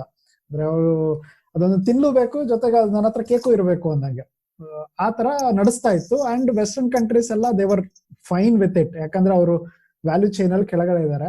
ನಾನು ಇದು ಓದ್ತಾ ಒಂದು ಅನಾಲಜಿ ನನ್ನ ತಲೆಗೆ ಬಂದಿದ್ದು, ಈಗ ಮನೆ ಕೆಲ್ಸಕ್ಕೆ ಬರ್ತಾರಲ್ಲ ಯಾರಾದ್ರೂ, ಮನೆ ಕೆಲ್ಸಕ್ಕೆ ಬರೋ ಮಕ್ಕಳು ಓದ್ತಾ ಇದ್ರೆ ಲೈಕ್ ಅವ್ರೊಂದ್ ಸ್ವಲ್ಪ ಅಂದ್ರೆ ತುಂಬಾ ಹಳ್ಳಿಯಿಂದ ಬಂದಿರ್ತಾರೆ, ದಡ್ರಿರ್ತಾರೆ, ಅವರಿಗೆ ಎನ್ಕರೇಜ್ ಮಾಡ್ತಾರೆ. ಈಗ ನೀವು ಹೇಳ್ತೀರಾ, ಬುಕ್ ತಗೋ, ಇದು ಓದ್ಸು, ಆ ಸ್ಕೂಲಿಗೆ ಕಳ್ಸು, ಈ ಸ್ಕೂಲಿಗೆ ಕಳ್ಸು. But the moment you realise ನಿಮ್ ಮನೆ ಕೆಲ್ಸ ಮಗು ಇಸ್ ಮಚ್ ಸ್ಮಾರ್ಟರ್ ದೆನ್ ನಿಮ್ ಮಗು, ನಿಮಗೆ ಆಲ್ರೆಡಿ ಶುರು ಆಗತ್ತೆ ನಾವು ಎನ್ಕರೇಜ್ ಮಾಡ್ಬೇಕೋ ಬೇಡೋ ಅಂತ. ಎಕ್ಸಾಕ್ಟ್ಲಿ ಇವಾಗ ವೆಸ್ಟ್ ಗೆ ಚೈನಾ ಅದೇ ಪ್ರಾಬ್ಲಮ್ ಆಗಿರೋದು. ಇಷ್ಟು ದಿನ ಅವರು ಡೆವಲಪಿಂಗ್ ಕಂಟ್ರಿ, ಪೂರ್ ಕಂಟ್ರಿ, ಸರಿ ಓಕೆ ಅಂತ ಹೇಳ್ಬಿಟ್ಟು ಕನ್ಸೆಷನ್ಸ್ ಎಲ್ಲ ಕೊಟ್ರು, ನೀವು ಎಲ್ಲ ಎಕ್ಸ್ಪೋರ್ಟ್ ಮಾಡಿ, ಬಟ್ ನಮ್ ಕಂಪ್ನಿಗಳನ್ನ ಅಲೋ ಮಾಡಲಿಲ್ಲ ಅಂದ್ರೂ ಪರವಾಗಿಲ್ಲ, ಸರಿ ನಿಮಗೆ ಪಾರ್ಟ್ನರ್ಶಿಪ್ ಬೇಕಾ, ಓಕೆ, ನೀವು ಪೇಟೆಂಟ್ ನ ರೆಸ್ಪೆಕ್ಟ್ ಮಾಡಲ್ವಾ, ದಟ್ ಈಸ್ ಆಲ್ಸೋ ಫೈನ್ ಅಂತೆಲ್ಲ ಕನ್ಸೆಷನ್ಸ್ ಕೊಟ್ರು. ಇವಾಗ ಯಾವಾಗ ವ್ಯಾಲ್ಯೂ ಚೈನ್ ಬಂದ್ ಮೇಲೆ ಕುತ್ಕೊಂಡು ಜರ್ಮನಿಗೆನೆ ಕಂಪೀಟ್ ಮಾಡಂಗ್ ಆಗ್ತಾ ಇದೆ, ಅಮೆರಿಕಾನೇ ಕಂಪೀಟ್ ಮಾಡ್ಬೇಕು ಡೈರೆಕ್ಟ್ ಆಗಿ ಅಂತ ಆಗ್ತಿದೆ, ಈಗ ಎಲ್ಲಾರು ಎಚ್ಚೆತ್ಕೊಂಡಿದ್ದಾರೆ.